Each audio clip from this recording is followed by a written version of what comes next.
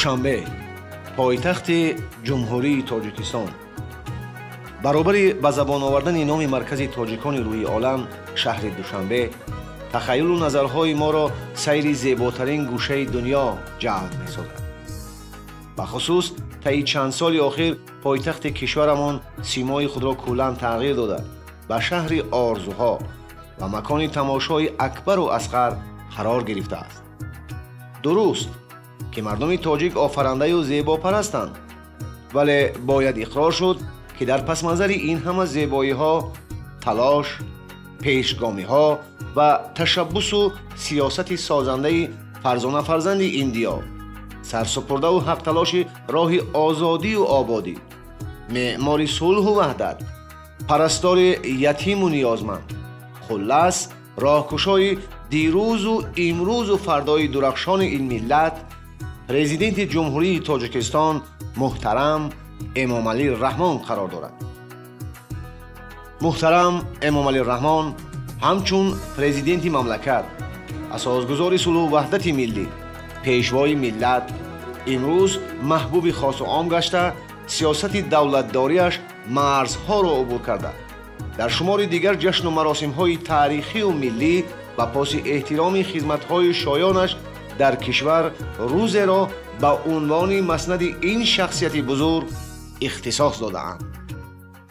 در طول 33 سال صاحب استقلالی تاجیکستان، کشور ما توانست جشن و صحنه‌های تاریخی را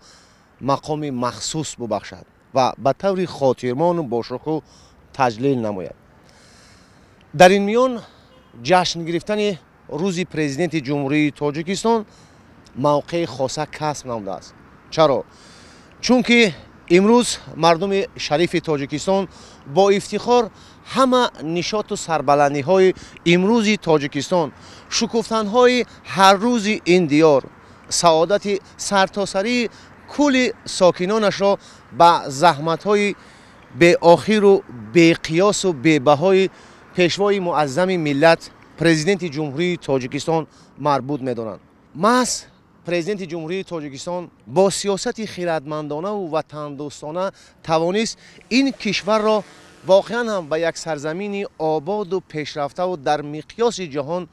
شناخته معرفی سازد. دلیل گفته‌های بالا را میتوان با همین مجسمه اولین پایه‌گذار دولت سامانیان شاه اسماعیل سامانی نسبت داد و تقویت بخشید. این صمیمیت و این صداقت به خاطر گرامی داشت شخصیت‌های تاریخی به آن سبب گشته است که پرزیدنت جمهوری تاجیکستان محترم امام علی رحمان برای کل مردم تاجیکستان محبوب است و سیاستی را که امروز سرور دولت تاجیکستان پرزیدنت جمهوری تاجیکستان پیشه کردن در تمام دنیا مکتب بزرگی آموزش قرار گرفته است که افتخار هر فرد صاحب وطن تاجیکستان است.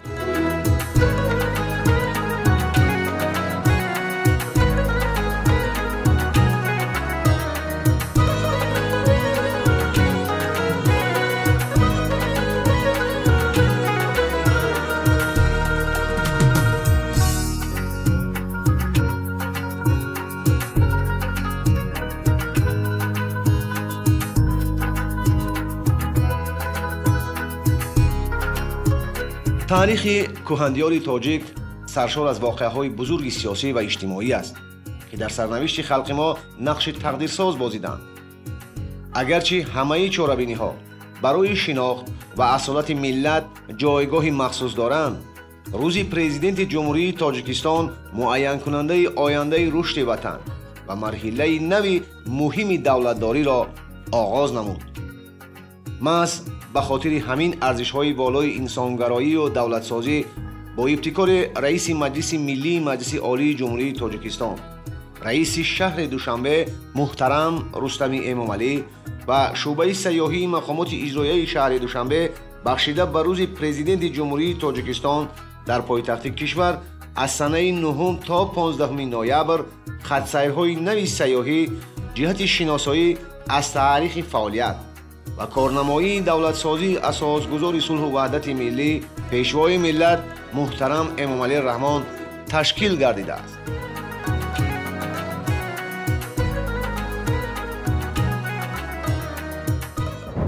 چیزی که شما شاهد هستید امروز با دستگیری رئیس شهر دوشنبه محترم رستم امالی و شعبه سیاحی دستگاه رئیس شهر دوشنبه خطسیر دوشنبه ناحیه دنغره تشکیل کرده شد. ما نیز کارمندان دستگاه رئیس شهر دوشنبه تصمیم گرفتیم که امروز در این چهاربینی فرهنگی اشتراک نماییم. مقصد از برگزاری این خطسیر از اصولخانه اساسگزار صلح و وحدت ملی پیشوای ملت پرزیدنت جمهوری تاجیکستان محترم امامعلی رحمان دیدن نمایند. چیزی که به همه شهروندان جمهوری تاجیکستان معلوم است، اساسگزار صلح و وحدت ملی پیشوای ملت پرزیدنت جمهوری تاجیکستان برای آبادی کشور، برای صلح و ثبات، به دست آوردن استقرار صلح و به دست آوردن وحدت ملی تلاش‌های زیاد نمودند که همه به همه عیان است. چیزی که شما می‌دانید در حدود شهر دوشنبه و ناحیه دنغره اصولخانه تأسیس داده شده است که از کارنمایی‌های اساسگزار صلح و وحدت ملی دلالت می‌دهد. مقصد تأسیس نمودن این چهاربینی از آن عبارت است که کارمندان مقامات اجرایی حکومت دولت شهر دوشنبه و دیگر شهروندان شهر دوشنبه از این اصولخانه دیدن نمایند و با کارنمایی اساسگزار صلح و وحدت ملی پیشوای ملت پرزیدنت جمهوری تاجیکستان محترم امامعلی رحمان شناسایی پیدا نمایند. اطمینانم کامل است که تمام هموطنان عزیز ما، تمام مردم دنیا، تمام مردم سیاره درباره کارنمایی‌ها و جانفشانی پیشوای معظم ما البته اطمینان کامل دارم و همه ما و شما می‌دونیم که برای دست آوردن صاحب استقلالی دولت تاجیکستان، دولت تاجیکستان عزیز ما زحمت‌های بی‌گذشته سرور معظم بسیار زیاد هستند که ما این را بوجود قدر می‌دونیم و امروز بسیار ما سرفراز از آن هستیم که با همراهی هموطنان عزیز در این خطسیر بسیار زیبا و گوارا همراه هستیم و می‌رویم به سوی زادگاه سرور معظم ما و می‌بینیم از اون دستاوردها و از اون زحمت‌هایی که محترم جناب عالی در عرصه تحریک برای پیشروی ملت ما، برای شکوفایی تاجیکستان عزیز ما چقدر زحمت‌ها کشیدند و چشم خود دید و اطمینان کامل دارم که این یک سیاحت می شود که تا دیر در خاطر مردم ما، در خاطر دوستان ما جاویدانی خواهد ماند.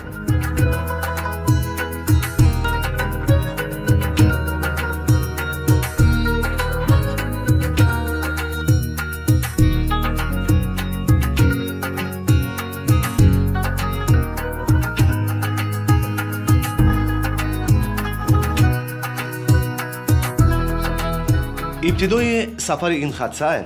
از نزد مجسمه شاه اسماعیل سامانی که در هیئت راهبران و کارمندان واحدهای ساختاری دستگاه رئیس شهر دوشنبه،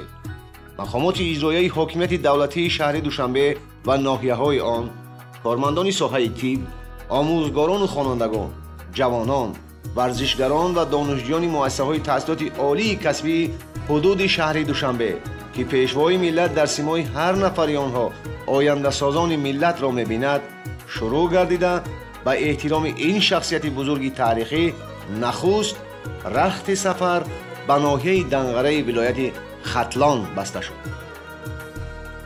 باری اول نیست که به این شانت رهبریت مقامات اجرایی حاکمیت دولتی شهر دوشنبه منتظم بهر سزاوار تجلیل نمودن روز پرزیدنت جمهوری تاجیکستان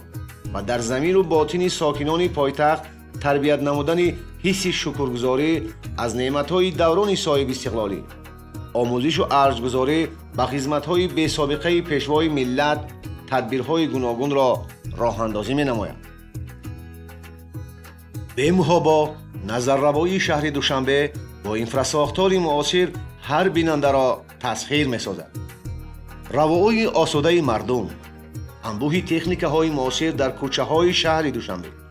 و معیارهای بین المللی مطابق کنانیدن راه‌های حدود و بیرون از قلمرو مرکزی پایتخت را هیئت خطسیر از برکت صلح و ثبات، رشد سازندگی‌ها و عمل‌های بنیادکارانه پرزیدنت جمهوری تاجیکستان مربوط دانسته ثناخوانی این وطن را سروری آن کرده خود را برای حفظ آبادکاری‌های وطن از هر وقت دیده مسئول می‌دانستند. جوانان بسا شادمان بودند که شامل این سفرند. اسنای حرکت گاهی از وطن میگفتند و لحظه هر پاره خاک دیار را ترنم میکردند. در این برابر وصاف مادرانی بودند که چنین ابرمردان را به دنیای سیاست آورده و انعام ملت تاجیک نموده است.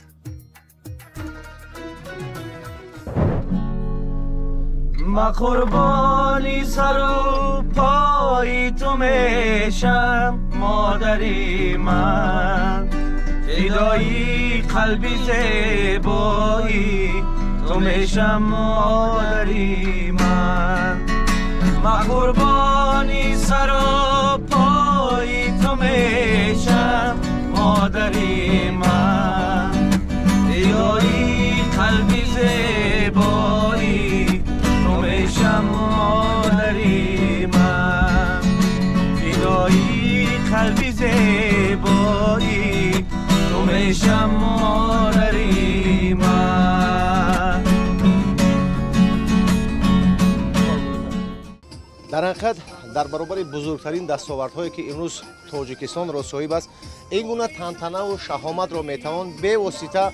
با خدمت‌های صافدلانه پرزیدنت جمهوری تاجیکستان محترم امامعلی رحمان نسبت داد. البته امروز در سیاست خود سرور دولت جوانان را در مد اول گذاشته، اعتماد خود را برای آینده سازان ملت خیلی استوار ساخته است و خطر نوبتی بازدید از آثارخانه پرزیدنت جمهوری تاجیکستان از ناحیه دنقره نیز به سبب نیست، زیرا که آینده میتوانند جوانان آینده ساز و هوشمند ما برای فردای درخشان این ملت و سرزمین خدمت‌های ارزنده را به سامان برسانند.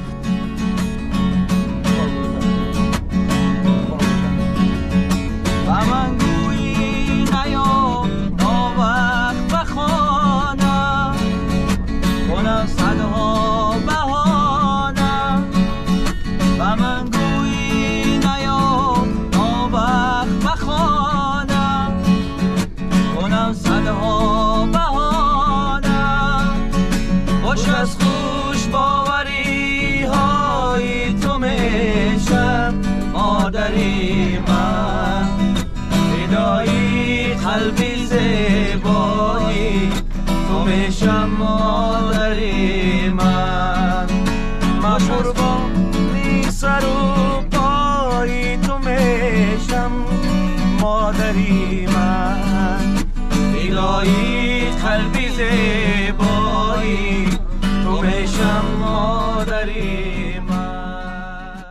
امروز باعث افتخار و سرفرازی ما جوانان است که ما در یک دیاری زیبا، تنج و آرام عمر به سر میبریم. هر سال 16 نوامبر روزی پرزیدنت جمهوری تاجیکستان تجلیل میگردد. این سنه برای ما جوانان یک روزی فراموش نشونده است که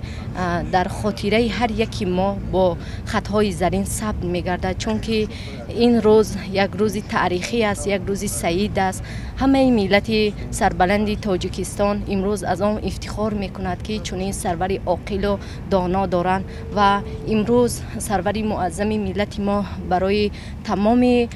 جوان دخترانی که در دهات زندگی میکنند برای آنها کوتا های پرزیدنتی تاسیس دادند و امروز جوانان آمده تحصیل علم میکنند. این برای ما دختران یک روحیه دیگر را ضم میکند که با ما هم جسورانه هم دلیلانه در دلخواه ساختارهای مقامات اجرایی حکومت دولت شهر دوشنبه کار و فعالیت خود را ادامه دهیم. تشکر بر رهبریت مقامات اجرایی حکومت دولت شهر دوشنبه که امروز یک خط سیر خوب و خاطرمان را برای نه تنها جوانان، تمام کارمندان قشرهای گوناگون امروز راه اندازی نموده است و امروز همه ما یک جور سفر داریم به ناحیه دنقره و از ما آبادکاری ها و سازندگی هایی که سرور دولت ما امروز برای مردم شرایط فراهم آورده است، ما یک جا می رویم دیدن می نماییم.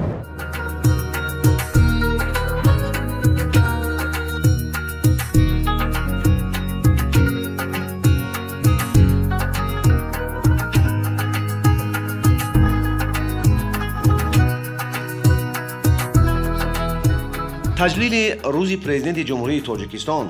احترام و اعتراف فضیلت سیاستمداری و دوره دولتداری نوین کشور таъмини сулҳу ваҳдат, ягонагӣ дар сарзамин, рушди боثبоти мамлакат ва болоравии обрӯу нуфуз ва мақоми Тоҷикистони соҳибистиқлол дар арсаи байналмилалист ки ин паёмадҳо дар маҷмӯъ аз салоҳиятнокии фаъолияти босамар ва соҳибхирадии асосгузори сулҳу ваҳдати миллӣ президенти ҷумҳурии Тоҷикистон муҳтарам Эмомалӣ Раҳмон сарчашма мегирад.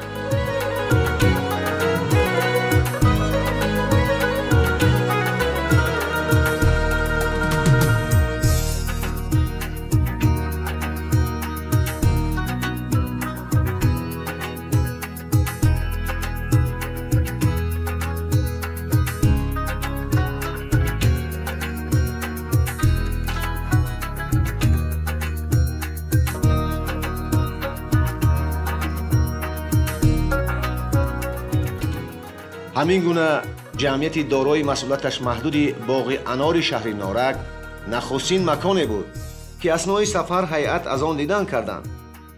ин мавзеъи соҳибшӯҳрат ки бо анорҳои хуштаъми худ маъмул гаштаву содироташ ба хориҷи кишвар муаррифгари заҳмати барзгарони Тоҷикистон мебошад,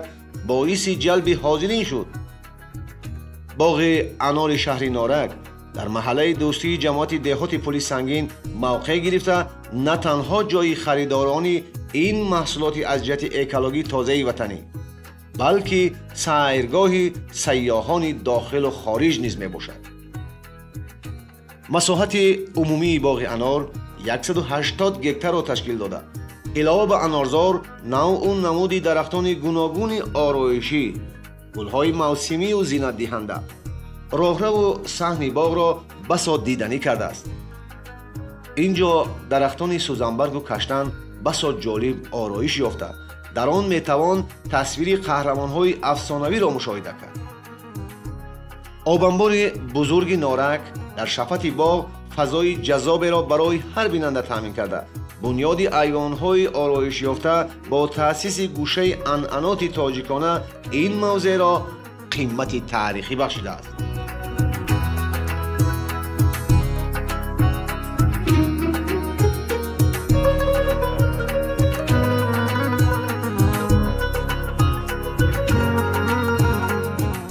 امروز ما جوانان بسیار هم خوشحال میباشیم که در چنین دولت صاحب استقلال زندگی داریم. پیشوای معظم ملت بسیار در سخنرانی هایشان ابراز می‌دارند که جوانان عزیز صاحبان امروز و فردای تاجیکستان صاحب استقلال هستند. البته امروز که بخشیده به روز پرزیدنت جمهوری تاجیکستان قرار داریم، به شبهه ما سفر جوانان را در باغ انار شهر نورک به انجام رسانیده ایستاده‌ایم که به نهایت یک فضای خوب و فارم دارد. البته امروزها بینگرید که تمام دستگیری‌هایی که پیشوای معظم ملت می‌نماید با تمام ساختارهایی که در جمهوری تاجیکستان فعالیت می‌نماید در سطح عالی میباشد و به شبهه ابراز می‌داریم که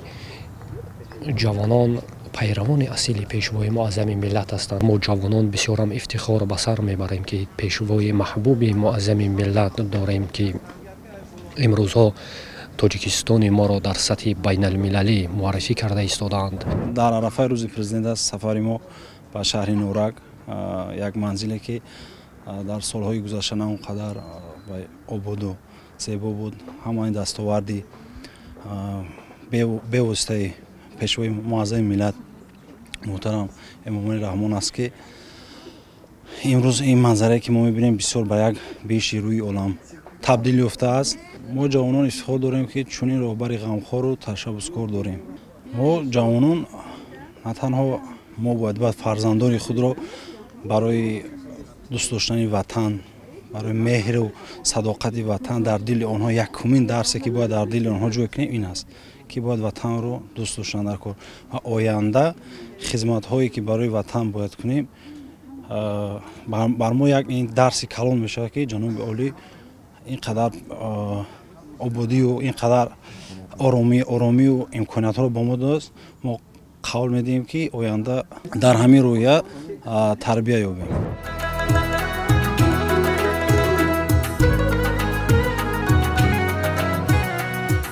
نقطه مخصوص تاکید این است که باغ انار شهری نارک در چند سال آخری صاحب استقلالی با توجه و حضور پیوسته سروری دولت از نوسازی، نهال‌های خشک شده برطرف، اینچنین نهالان انار خوشتم و به اقلیم این منطقه موافق آورده و پرورش کرده می شود که حاصلناکی انار را نیز بهبود بخشیده است. شامل نمودن انارزار نارک در خط سیر از آن عبارت است که اعضایان به خصوص جوانان درک سازند که برابر همچون سیاستمدار سطح عالی شناخته شدن پرزیدنت جمهوری تاجیکستان به رشد کشاورزی، بخش اگروتوریسم تاجیکستان، فراوانی بازار استعمالی، پرزیدنت مملکت محترم امامعلی رحمان نقش بی‌نظیر دارد. توجه از جانب پرزیدنت مملکت سبب گشته است تا در این انارزار دهان نفر به کار دائمی و موسمی جلب گردیده سطح روزگار خود را بهبود سازند. تماشای دستجمعانه اشتراکداران و آراستن سور از این جانب بار دیگر بشارت همدلی و آسایش هر فرد تاجیکستان بود که سرچشمه از فداکاری‌های ابرمرد دنیای سیاست، پیشوای ملت،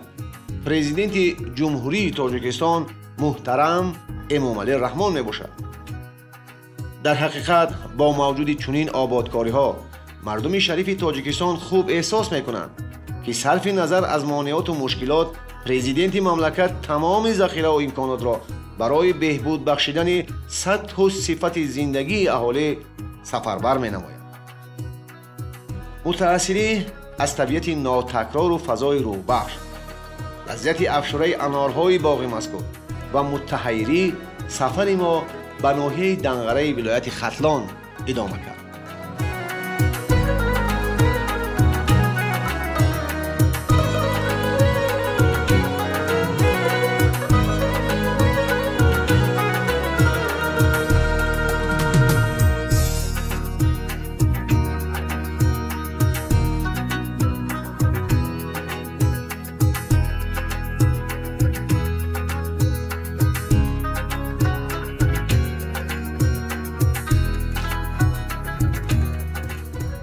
برابر وارد شدن به آستانه ناحیه آوازدار و پرورده فرزندان خدمتگزار وطن،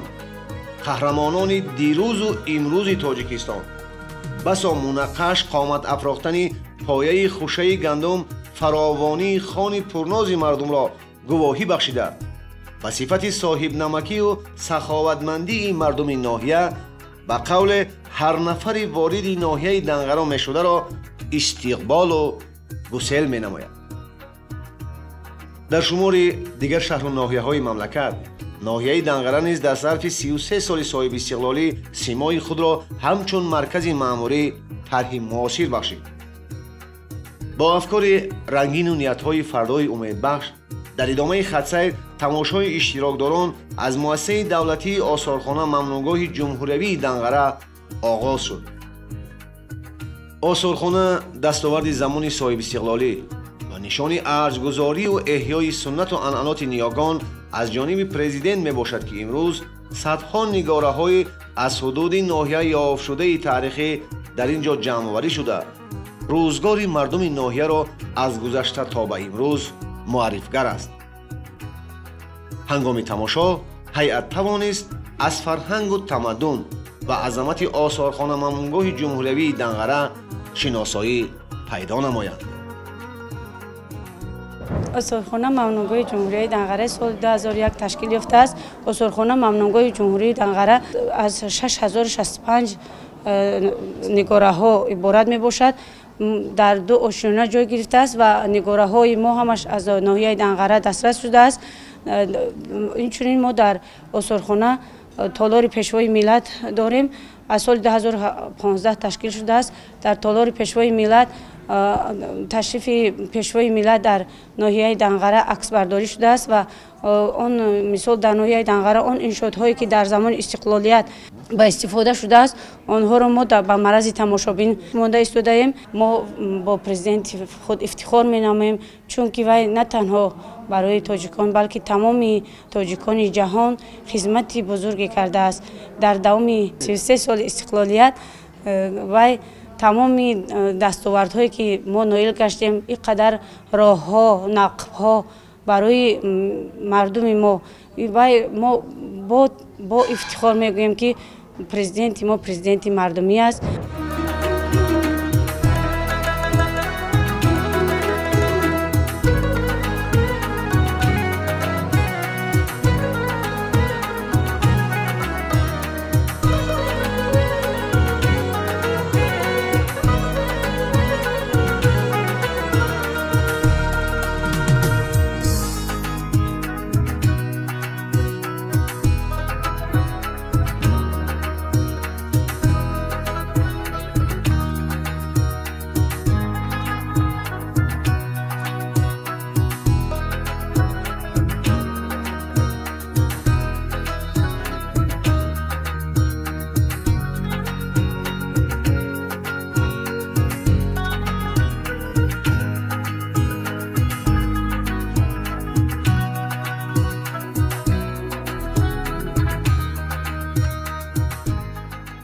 همین معنی است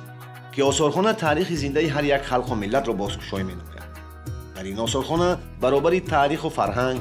رسم و آیین و عرف و عادت مردمی با رعایت ارزش‌های والای انسانی،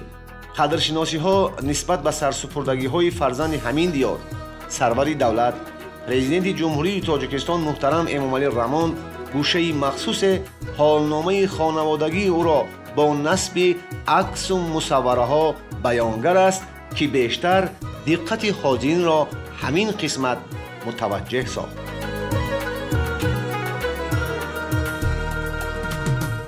امروز باعث افتخار است که بخشیده به روز پرزیدنت ما در آثارخانه مامنگوی جمهوری دنقره قرار داریم. این تالار پورا بخشیده شده به پیشوای ملت که دستاوردهای جناب عالی در این تالار با معرض تماشا گذاشته شده است. اینچنین سفرهای کاری جناب عالی در عرصه بین المللی و اینچنین در ناحیه دنقره در ساحه‌های گوناگون که در این تالار جمع آورده شده است. باعث افتخار ما است که امروز ما از این آثارخانه و از این دستاوردهای جناب عالی دیدن نمودیم و بسیار یک تأثیرات نیک به خود برداشتیم.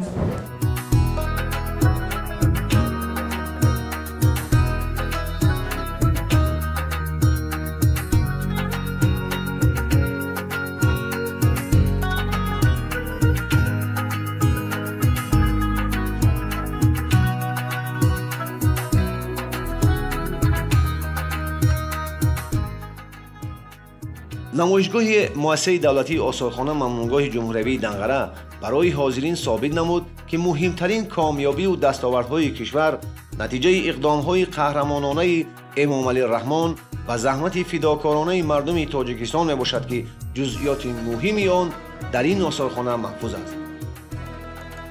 با دیدن این همه اگر به نظر مقایسه تناسب گذاریم، برای مردم سربلند کشور باعث افتخار و سرفرازی است که کشور بهشت‌آسای ما روز تا روز زیر راهبری پرزیدنت مملکت محترم امامعلی رحمان آباد و زیبا گشته است. البته تا به این حد رسیدن، یعنی شناخت شخصیت پرزیدنت تاجیکستان در دنیای سیاست و سرجمعی و همدلی رسانیدن مردم شریف تاجیکستان، محبوب گشتن و به دلها مسکن گرفتن شخص فدایی و صاحب همت که خود سوخت و ساخت، نخفت تا هر فرد ملت آسایش یابد، محترم امامعلی رحمان چه فاصله های را از سر گذرانیده و سبق بزرگ استادان را از بر کرد تا تاجیکستان را از ورطه نابودی رها و به گلستان تبدیل بدهد. با نقل شاهدان، خط تقدیر نجات بخشندگی ملت در نهاد محترم امامعلی رحمان از آوان کودکی و زمان مکتبخانه برملا بود. آثارخانه مکتب اساسگذار صلح و وحدت ملی، پیشوای ملت پرزیدنت جمهوری تاجیکستان که در گذشته مکان درس آموزی ایشان بود، با جرأتی، علم دوستی، رفاقت و دستگیری پرزیدنت جمهوری تاجیکستان را که تاکنون در پیکار دولتداریش این نکویی ها موجود است مشاهدند. سیمخانه و پرتهای مکتبی که محترم امامعلی رحمان درس گرفته است در نظر گویا دیروز بود و این ایام شهرداری سرور دولت را در نظرها جلوه کرد. علمدوسی و دانشاندازی و خیرات سالاری که محترم امام علی رحمان را به مقام پرزیدنت رسانیده و محبوب خلق نمود، جهت از برنمایی این سبق آثارخانه مکتبی پرزیدنت مملکت در خط سیر امروزه رهبریت مقامات اجرایی حاکمیت دولتی شهر دوشنبه جای کنونی شده بود تا سرشت مردمی، احساس خودی،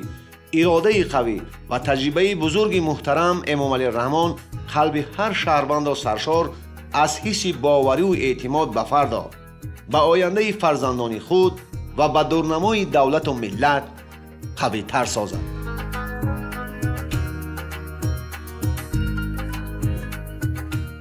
حالا ما در آثارخانه مکتبی اساسگذار صلح و وحدت ملی محترم امام علی رحمان حضور داریم. مکتبی دولتداری که امروز با نام امام علی رحمان محسوب است، پیش از همه از این مکان سرچشمه میگیرد و همین رو قید کردنیم که محض این درگاه امام علی رحمان را به شاهرای سیاست وادار کرده است و امام علی رحمان در تمام جهان با تشبوس نجیب صلح‌پرورانش جمهوری تاجیکستان را و ملت تاجیک در عرصه بین المللی معرفی کرده ایستاده است و باعث فخر است که ما در این آستانه این جشن بزرگ قرار داریم و همزمان همین را گفتنی هستم که محض این آثارخانه، تماشای آثارخانه با نمایندگان کسب و کار گوناگون بار دیگر از دوران مکتبی، از دوران فعالیت سیاسی این ابرمرد تاریخ گواهی می‌دهد. پیش از همه تمام آن سیاستی که امام علی رحمان امروز پیش برده ایستاده است، از تاریخ دولتداری خلق تاجیک، از گذشته بای نیاگانمان، از فرزند برومند این سرزمین کهن باستان یادآوری می‌نماید.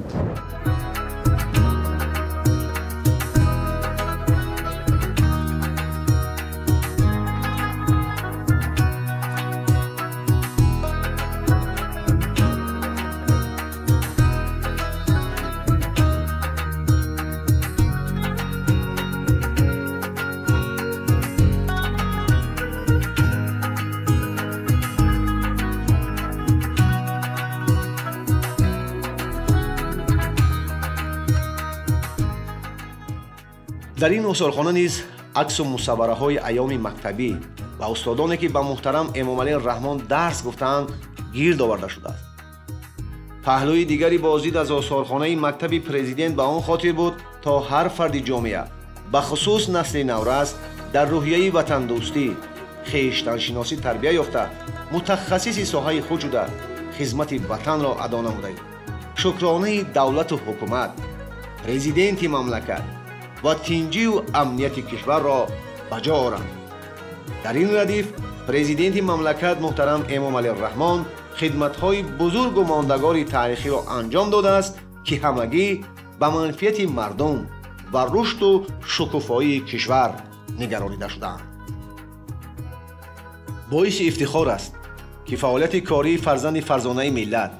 احیاگر صلح و ثبات، به هماورنده مردم یک زمان پراکنده، معرفگر امروز دولت تاجیکان در عرصه جهان، پرزیدنت تاجیکستان محترم امام علی رحمان با مسئولیت‌های گوناگون در زادگاهش ناحیه دنقره آغاز شده، در نهایت راهبری سوخاز به نام لنین ناحیه را بر دوش او گذاشتند که کاردانی و اراده قوی و دانش بلند و تجربه از استادان آموختش در یک زمان کوتاه خواجگی را شهرت نمونوی بخشید. قصر فرهنگ تازه بنیاد که در مرکز ناحیه در جای سابق بنای سوخازی به نام لنین بنیاد شده است، طرح معاصر انشاءات، نقش و نگار صحن و داخل بنا، کنده‌کاری‌های به‌مثل استاهای تاجیک، آینه‌بندی‌ها و تصویر طبیعت نادر تاجیکستان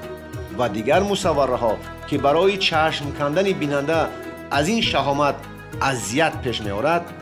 یک قسمت بنا را آثارخانه تأسیس دادند که فعالیت پره زمان راهبری محترم امام علی رحمان را در ناحیه دنقره به صفت سرور سوخوز سابق به نام لنین تجسم می‌نماید. نمونه دستاوردهای کشاورزی و صنعتی، دستگاه و میز کاری و دیگر نمونه‌های عالی فعالیت آن دورانه به طور رمزی و با اثبات عکس‌های گرفته شده در زمان فعالیت با کارمندان و فعالان سابق سوخوز، اینچنین حیات دوران خدمتی در صف قوه‌های مسلح برای بیننده مکتبی واقعی آموزش راهبری محترم امامعلی رحمان را در پی دارد.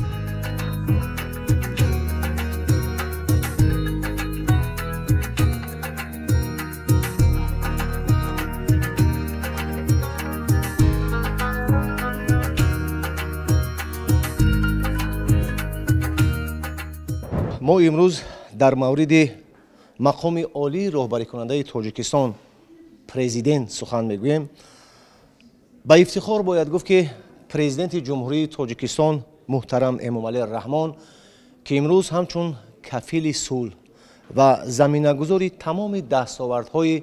تاجیکستان شناخته می شود، محض از همین میز و کرسی کاری ابتدا یافته و امروز شهرت جهانی را صاحب شده است.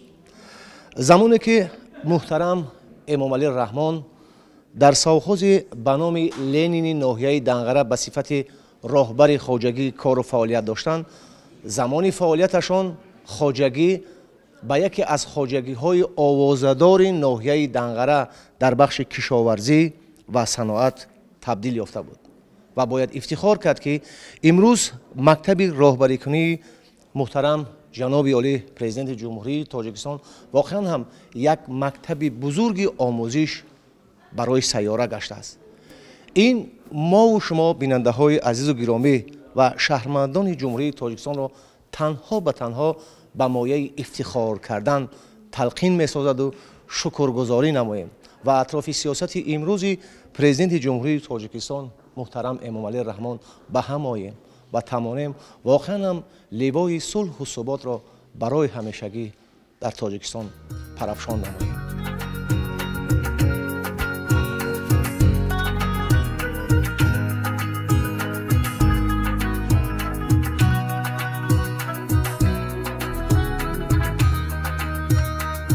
خطسیر سیاحی نوبتی که به خاطر شناسایی از تاریخ فعالیت و کارنمایی دولتسازی اساسگذار صلح و وحدت ملی پیشوای ملت محترم امامعلی رحمان با تشبث رئیس مجلس ملی مجلس عالی جمهوری تاجیکستان، رئیس شهر دوشنبه محترم رستم امامعلی و شعبه سیاحی مقامات اجرایی حاکمیت دولتی شهر دوشنبه بخشیده به روز پرزیدنت جمهوری تاجیکستان تشکیل شد،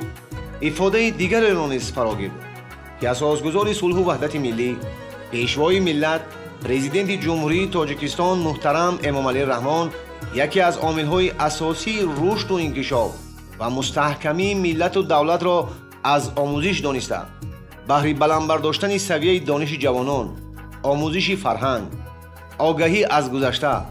از برنمایی تاریخ و فرهنگ نیاکان تمام شرایط و امکانیت‌ها را فراهم آوردند و امروز مکتب دولتداری پیشوای ملت باید بزرگترین سبق برای هر فرد سالم فکر تاجیک باشد، چون که امروز مردم تاجیکستان پرزیدنت محترم امامعلی رحمان را همچون نجات بخش دولت، سرجم کننده ملت، کفیل صلح و وحدت، احیاگر فرهنگ ملی، بنیادگذار مکتب دولتداری معاصر ملی و در مجموع همچون معمار دولتداری نوین تاجیکان و پیشوای اعتراف شده عموم ملی می‌دانند. اشتراکداران خطسیر از این موضوع نیز تأثیرات بزرگ گرفته مطمئنانه تاکید داشتند که محض با شرافت سیاست خردمندانه امامعلی رحمان تاجیکستان در عرصه بین المللی نفوذ و آبروی بلند را صاحب گردید که تاریخ نظیرش را یاد ندارد. مطمئنیم که تشکیل چنین خطسیرهای سیاحی راجع به تاریخ فعالیت و کارنمایی دولتسازی اساسگذار صلح و وحدت ملی پیشوای ملت محترم امامعلی رحمان خلق تاجیک قدرت سازندگی خویش را عمیق احساس کرده به بنیادکاری و آفرندگی قیام می نماید تا سیمای مملکت را از دوردستترین دهات تا شهرهای بزرگ تدریجاً دگرگون ساخته تاجیکستان را حسنی تازه افزون کرده و نبض آن را به نبض زمان و نبض جهان هم صدا گردانید.